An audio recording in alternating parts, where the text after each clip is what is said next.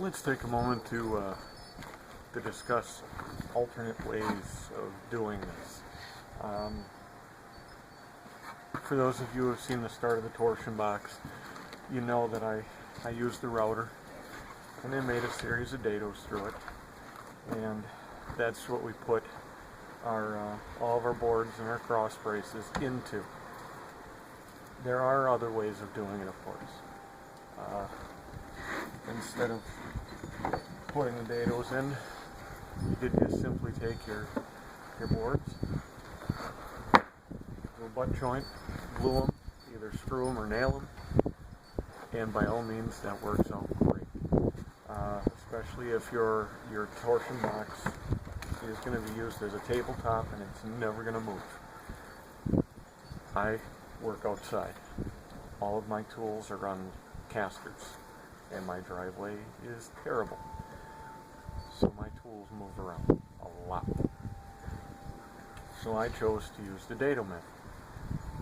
Again, is it the be-all end-all? No. You could easily take and use biscuits. It was definitely an option that I thought of because I didn't know how exact I was going to be able to cut my dados.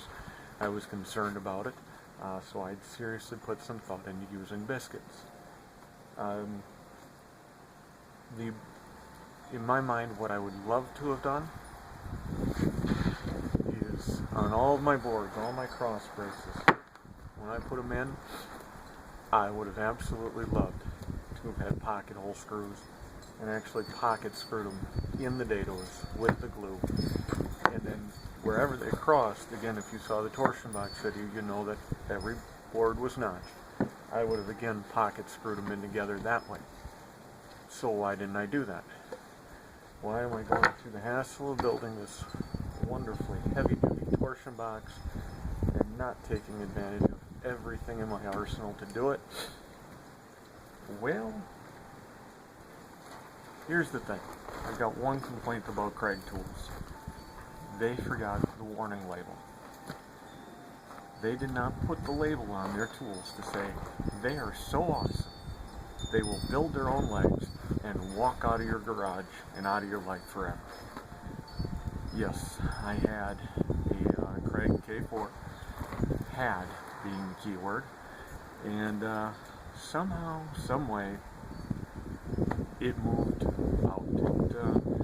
I guess it was a teenager and decided that it was time to go on with its life.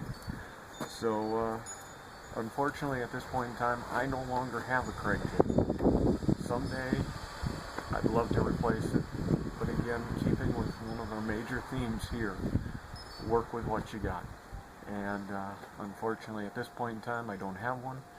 Again, when it comes time to building this router cabinet, pocket holes would have been the best way to go. I've used pocket holes for all of my kitchen cabinets that I built. Yes, I built my own kitchen cabinets, and being woodworking with ADD, you know they're not done. I still have the uppers to build, and the doors to build, and some drawers. Yeah, but that's another video. So that's my story on the Kreg pocket holes. I think they're an awesome way to go for joining the wood. It's definitely the way I would have preferred to do things. I feel that this torsion box would have been a whole lot stronger to use dados and the pocket holes than just trying to screw a regular screw into the end grain of particle board. So yeah, that's just some of the options. I mean, there's limitless options. I know I've heard people talk about using dowels and that sort of thing. Biscuits, I think, would have been my next preferred method to the dado biscuits, just because they go together a lot quicker than doing the setup for the dados. Biscuit joint, in my mind, is a great joint. I know there's a lot of people out there, you know, what came first, the chicken or the egg? It's what's better, the biscuit or not the biscuit. Me, I like them. I used them a lot.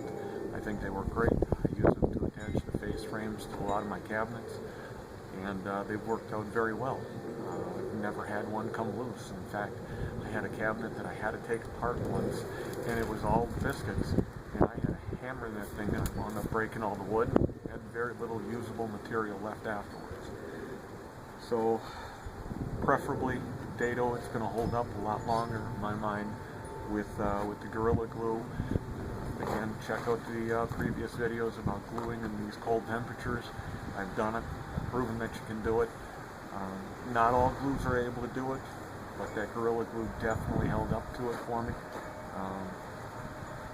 And again, pocket holes. I would love to have done this whole torsion box, pocket holes and dados and Gorilla Glue. I don't think you'd see anything moving. If you watched one of the updates on this, I was showing how I put angled braces throughout the torsion box because there was some deflection in here.